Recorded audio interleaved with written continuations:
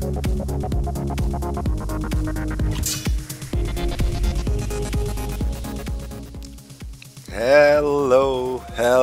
guys, this is M and I'm playing on the Mindcrack Server, and yay, I'm back from London, hooray. It was an awesome trip. I got to tell you some stories, yeah, but first we need to do a little bit of trading, and on the side we'll do that. So for all of you guys who don't know, me and Anderz, we got invited by Ubisoft to come to London. It was a co-hosted event by PlayStation, Sony, and yeah, Ubisoft. And we could go there and play Assassin's Creed. We could play quite a lot, actually, a full day, multiplayer, single player, free roaming, some story mission parts, and all kinds of stuff. Really cool. We were able to capture that. They had these Elgato capturing devices ready for everyone. I also released a vlog already today. Yeah, capturing the whole event a little bit, and also, of course, what I've seen around London and so on. So yeah, feel free to check that out if you're interested in that.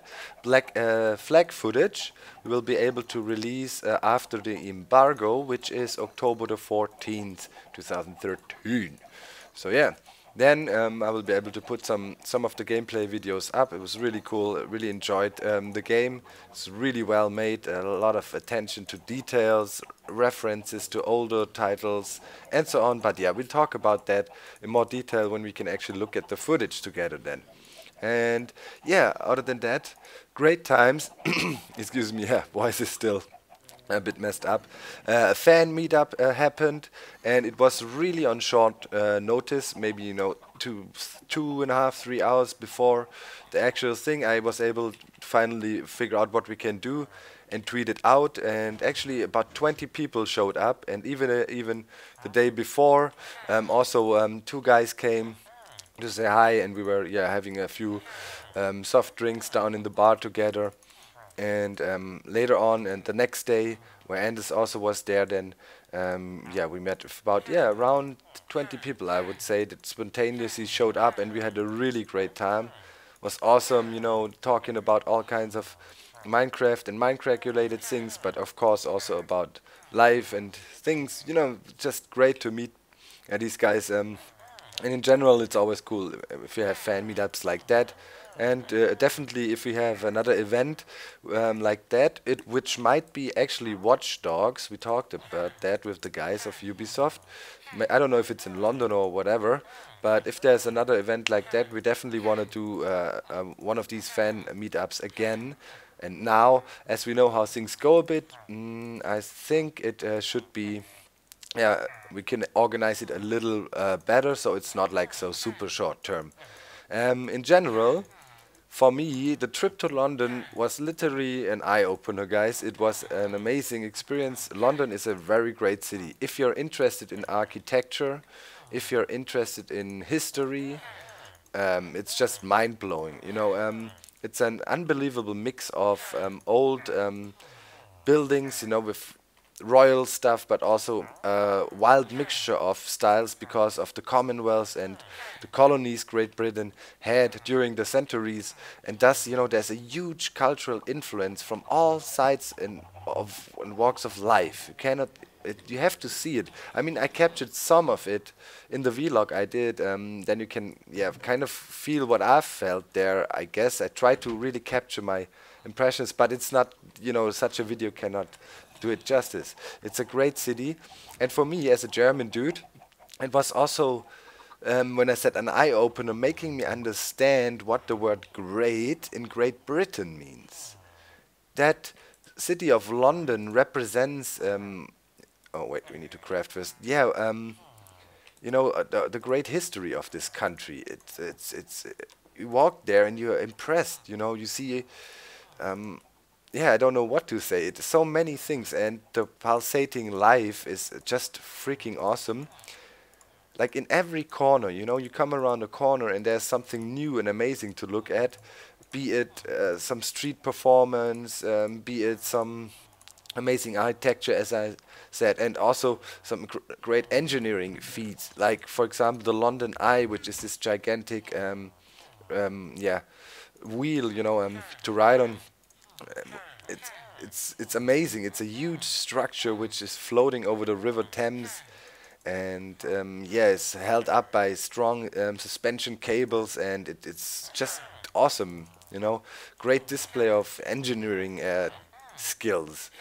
Um, Also, people are really friendly. I just walked around. When I go to cities, I'm fit. I can walk. I don't mind, and I really covered about 10 to 15 kilometers. That's maybe 10 miles or so. On the first day, really walking from my hotel all over London, down to the River Thames, all the way to the Big Ben, which is, by the way, also really, really amazing. A beautiful building, and people always think it's so huge. Of course, I mean, it was huge back in the days compared to the rest that was there. Of course, to the modern structures that are now in London, banking towers, extremely nice modern yeah, architecture as well, high class stuff. It looks a bit small, but the detail richness of it and the pure sheer epicness, like with gold, and it's directly connected to the Houses of Parliament there, which is an amazing building, one of the most beautiful buildings I've seen. They have this um, yellow, orangey, sandstone-like stone. I don't really know what kind of stone it was. I have to look that up. It really looked epic. We rarely see that here in Germany used in some of the older buildings, so that was extremely impressive. Um, Also, yeah, the tradition. This is also pretty crazy. I came across a shop that was had a looked really old, really really old, and you could say it said something like established in 782 or something. The London umbrella and stick shop, and then they sell these very typical huge umbrellas with Scottish, patterns on, or something really typical, what you would think people often use in London. You see that on pictures and stuff. And yeah, I don't know, hundreds of different grips to it. I mean, duck heads or whatever, whatever you could imagine. And also the same thing for walking sticks. And right next to it, a super chic boutique, with extremely stylish clothing. That was also impressive. All the shops, one right next to the other. And yeah, as mentioned, people really, really friendly. For example, asking for directions most likely resulted in a friendly conversation about politics, about I don't know. Some people even walked with me for several streets and said, "Yeah, okay, here's I don't know. I'll bring you to Covent Garden. You need to see that." And then I talked to the next guy, and he said, "Yeah, dude, have you been there? Come on, I show you. Let's go south of the river. There's a bridge where you can see everything from one spot." And it was really, really great. And also, yeah, as I said, asking about politics, it was also interesting to see the small differences there. For example, people were surprised that for you guys who don't know, there was the big, Bundestagswahl in Germany, where basically the Chancellor of Germany is elected, and Angela Merkel got a lot of votes, but she didn't have she has to go into a coalition. She didn't get like a full control of the parliament, and a lot of people ask me about it, why that is so. And I tried to explain to them that it's a bit different in Germany with the political system, that we have like more or less quite a bunch of parties normally, and there's not only like it is in Great Britain, Labour and Tories and Labour and all that party kind of represent and everything. So yeah, but other than that, I also have to say there's a huge bunch of similarities between Germans and British guys. If you there's always stereotypical things that are said about certain nations, and for example, that we like to have things. Hey, sister. Yep, I like it. I like Great Britain. So yeah, um, it, for example, both of us like to have our things in order and stuff. Things should be clean in the cities and stuff, and that is really, here the typical thing of London. I saw people standing really neatly in the queues, waiting until it's their turn. Also, what I recognized, some kind of really friendly attitude in traffic. Believe it or not, I was riding with the taxis around a lot, and because the streets are narrow, and you see it, it's naturally grown, and it's a fusion, and you have to take care of the other so he can get through. There's not these huge streets, and you have this very huge double-decker red buses. You definitely know that. Them you have seen them on many pictures and so on, cruising about. It's no longer the old school thingies. In case you wonder, it's really it's modern buses. It's Volvo buses from Sweden, but still the double-decker thing. And yeah, then you had the typical red phone booths, still in there. And yeah, as I said, the cool mix between all kinds of, between the modern, between the old, the traditional, lots of cultural influences. We went out to dinner 2 times, or lunch 2 or 3 times, with Anderz and Magnus, which was our guy from Ubisoft, who was kind of taking care everything is okay for us. Really nice, by the way, how that turned out. Was a nice trip, again, well organized and everything. And yeah, the hotel, some things went wrong with the hotel. That was actually a super funny story. But I'll tell you right away. First, the food, guys. It's always important, right? If you a man needs to eat, if you go somewhere and can grab some great food, it is a plus, and most definitely a huge variation. As I said, because of the colonial history of Great Britain, London has a lot of cultural influences. This also reflects in the food you can buy. We went to a great Indian restaurant one night and ate awesome curry there. And then we also find an amazing burger area, and where I ate some fish and chips. And yeah, traditional things, fish and chips. It's one of the things you should at least try. Oh, did I just buy Glowstone? Oh, well, not that bad. You can always use that when you go to London. And yeah, it's just it's pretty amazing. I was deeply impressed by that city. I don't think we have something like that that can really be compared to it in Germany.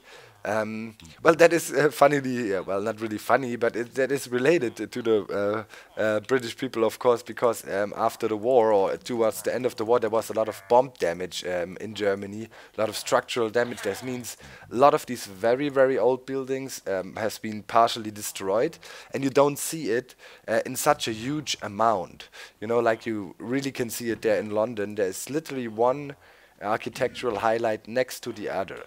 Even hotels are freaking epic. If you guys from United States would see that, you would be really blown away, because I know even when people come to Germany, which are from the United States, and see the old buildings that are really old, like 1600 and so on, almost always impressed, because that does not really exist, or does not exist in that form or fashion in the United States. The buildings are not that old there. So really suggest, if you do a trip to Europe, don't skip London, and of course don't skip Paris. It is a must if you're interested in this history and things like that. It's really amazing.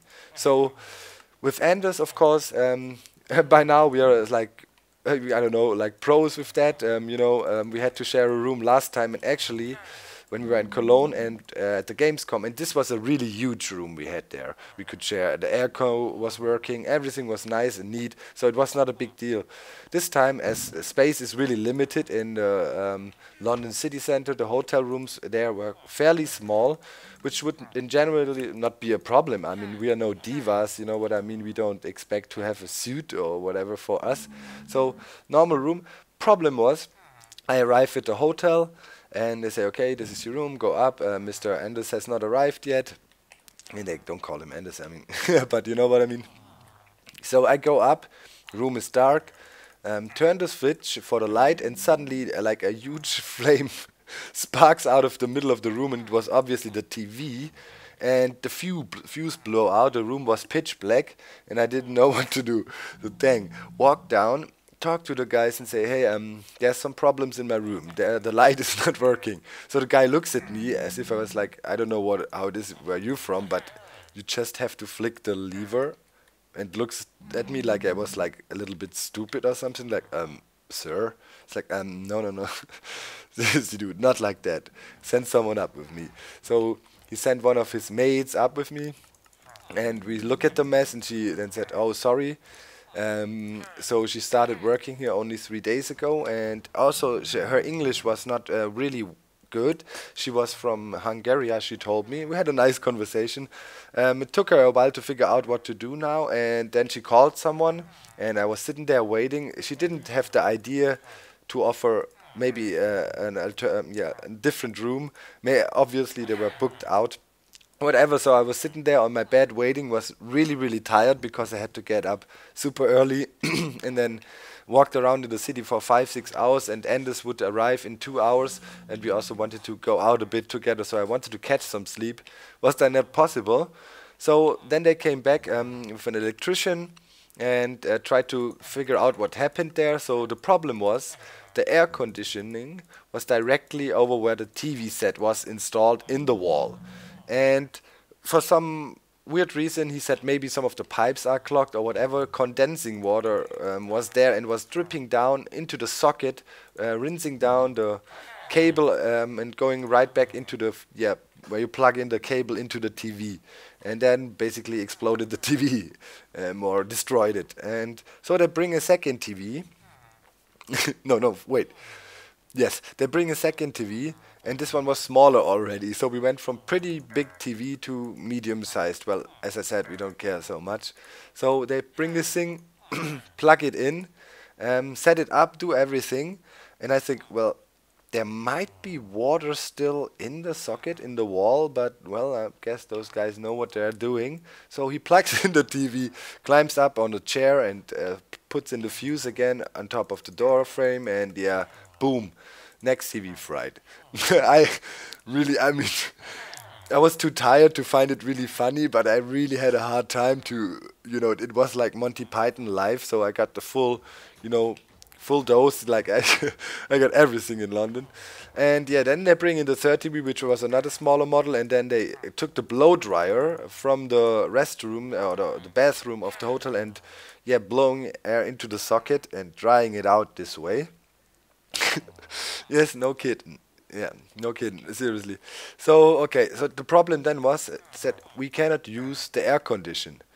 Because if you do, there might be again water condensing, and it might be dripping down again, and we might be, the whole cycle starts over. So, alright, it's okay. I didn't think it's gonna be super hot. Problem was, me and Anderz in this super tiny room, it was really tiny. Thankfully, we had enough space to have at least our beds separated by I don't know, half a meter.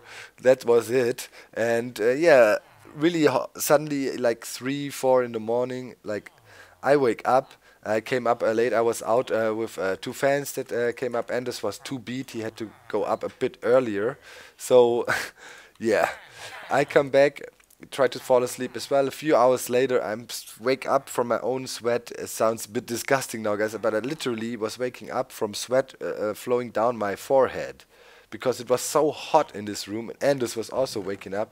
And imagine, this guy is from Scandinavia. For him, temperatures like that are not really, it's really different.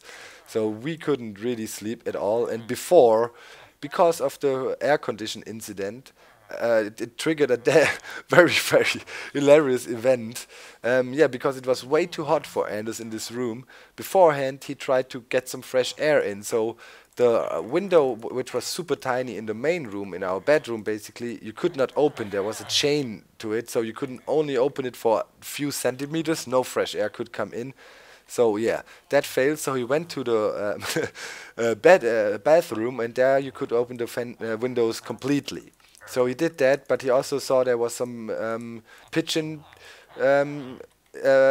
poop outside and whatnot, and bird feathers and things. And obviously, he told me 2 hours later he heard crazy noises from the bathroom. So a pigeon had flown in there and was going crazy in the bathroom, flying all over and running its head against the mirror and whatnot. And then it was somehow halfway knocked out. And then Anderz took a towel, tossed it on the pigeon, caught the pigeon, and threw it out of the window. And I said, I don't know, like half an hour later, I came home and told me the story. And then, yeah, we were laying there awake and laughing. And it was so hot. And the next day, the Sony went where we were cramped in this room with another 25 YouTubers and all kinds of stuff running around. and all these PlayStations running and laptops everywhere. It was hot like crazy again. So yeah, it was super funny. At the same time, also quite stressful. You know, we had to do quite a bunch of things, and yeah. So wait, here's my good stuff, which I need to repair now. Thunder and lightning we will repair. So yeah, guys, it was awesome. I personally, as I said, loved London. It was great. Of course, you know, like big cities, traffic, lots of people, things like that. But if you look past that and just try to see the beauty of such a place, it is a huge thing, a huge mess as well. But if you look at the beauty of such a place, it is really impressive. And for me, it was a nice experience, really overall. And yeah, with Anderz, it's always a great time. We really get along well together. Um, we kind of, you know, Anderz is more calm like I am. I'm often hyped, and when it comes to events like that and run about and Anderz is often more kickback, and that makes a nice combination. I think my anvil broke. Let me see before I left, or did I fix it already? Ah, I fixed it. So yeah, it's really cool. I'm always looking forward to those events together with Anderz. Oh, it only cost 28 now. I wasted some efficiency, but I wanna fix it up. And of course, the boss mecha too. Need to gather some levels. Yeah, you can hear my voice. It's quite broken at the moment. I need to recover, but I definitely wanted to let you guys know what all happened and see what happened here on the server. Beat-ups was digging back there, and I wanna dig too, of course. Needs to be done. So yeah, was really cool. Fan meetup, as mentioned, was also really cool. Short notice, lots of people came. We were going to a pub. Also, younger guys were there, not only adults, and it was not like a crazy drinking thing. Later on, with the guys who wanted to, we also went out a bit and visited some clubs and pubs. But there was also young kids coming with parents and so on.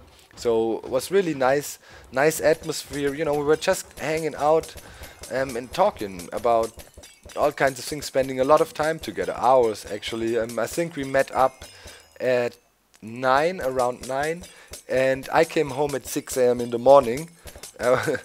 Yeah, so yeah, I enjoyed myself with these friends and fans that came. And Anderz had to actually leave really early. That's why he couldn't come along. When I came home, Anderz was getting up and getting ready to fly out back to Stockholm and then back home. So yeah, it was amazing, and I'm really looking forward to further, in the future when we can do more of these fan meetups. And yeah, Minecon is the next big thing. Now I'm ecstatic, it's super hyped for Minecon. So looking forward to that, and yeah, because there I think it will be even, it was just 20 people, or however you want to see that. It was not a crazy amount of people, but still it was really enjoyable, and I cannot imagine the emotions and good vibrations going on when we then all meet up with you guys who can actually make it to the Minecon. And as well, as we said, we might go to a Watchdog event in the kind of near future. We are not 100% sure yet when and where, but if it is London again, I'm definitely looking forward to do another fan meet up. And now, as we know a bit how things go, we will be most likely be able to organize it a little bit better, so you have a bit of longer planning time. If you actually plan to do a trip to London and check out the city, and yeah, as a little bonus thing, you could maybe add the Mindcrack guys meet up, and maybe then we can also get Badge and Pyro to come over, which would be really awesome. So yeah, I guess I can't really go back there to dig because it is a bit dangerous right now with all the night. So I'll be back after a short break here, and then we do a little bit of digging back there. And yeah, see you in a sec. Okay, yeah, it's about to get day here. Nice. Nice to be back up and running here, working on the server. I missed it. Literally missed my... Oop. What does it do? Speed? No. Chill. What is he doing? Sidestepping? Everyone is going crazy on here now. And there's a spider jockey sitting back there. Oh, whoa. Oh! Yeah, welcome back to the server, dog. I know. Hey, you crazy little guy. Stop that. Bobbing and weaving. Okay. So yeah, let's quickly run back there and check out what B-Dubs was doing. Hey, spider jockey guy. Time to burn. Time to burn. Is the spider pulling you away? Oh, too bad. Okay, so yeah. That is pretty cool actually. The spider is in peaceful mode because it's day, so it's not tracking me, but the skeleton wants to, I think. They can't. Oh. Yeah, I think P-Dubs was digging quite a bit back there though. He started to dig out quite a lot of that other section. Hey, wait, I need to grab some food first. I think I don't have food with me now, yeah. Need to take some food with us. Whoop, which is just spawned. The chests are completely full down there, so I definitely need to install the sorting system. That is the next step, alongside of digging and finishing the cave lighting. There's also Panda in this. Oh man, yeah. Oh, before I forget, it came out the most, in my opinion, impressive, crazy technical feat ever done in survival Minecraft, and it's out now. I talked about it over the last few weeks, and it took weeks to prepare it and to figure it out, but now it actually worked, and Panda showed it in his episode 20 of Panda Survival. I will put a link down in the video description. I don't want to spoil anything I can. You just believe me, your mind will be blown. You will never expect what you see there. It is really pretty crazy, so really check it out. And so yeah, that needed to be mentioned. So yeah, I need to dig here. I think B-Dubs took out quite a bit. Let's dig our way forward so we can see. Yeah, good old taste. Yeah, he made some progress here, most definitely. I had it cut out, but I doubt it was that far. He took out this next section I had planned, so we're really close to the street now. That's really nice. This here is fairly low, so we're really getting close. In the Let's Play, Panda also shows a way how you could make the witch farm so it at least works quickly. It's just using the building height, of course. You just go up and you can then farm on the witch farm at least. For me here, that of course was not the real option, because I want to have the witch farm working when people are close or around the base on ground floor. This way, yeah, this is why we have to do the perimeter and really make it huge. But for a quick and dirty version, it's really interesting as well if you want to check that out. The same principle you use with sky traps, you know, just go up the blocks. Or what, for example, Iso uses with the gold farm. He has in his single player, same principle. So yeah, really cool. Check out this amazing feat, what he did now.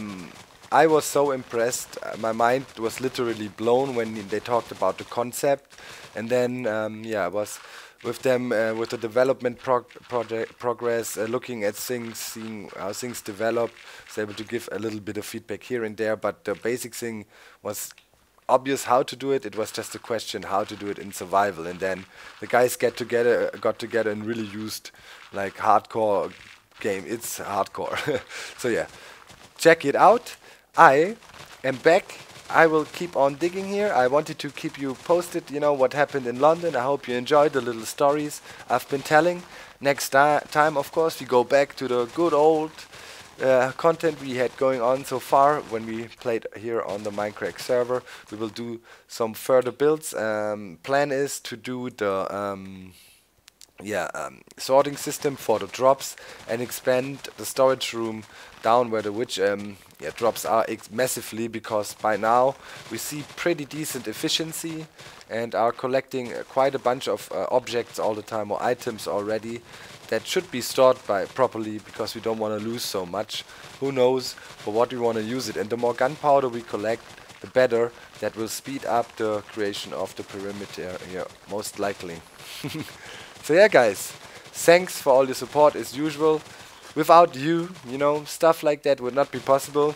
Me and Anderz got invited by Ubisoft because they know you guys are watching and are interested in what we do. That makes that possible, and really, yeah, thanks for that. Keep it up. I will try my best to keep you guys entertained and do my thing. See you next time. I'm out. Bye, guys.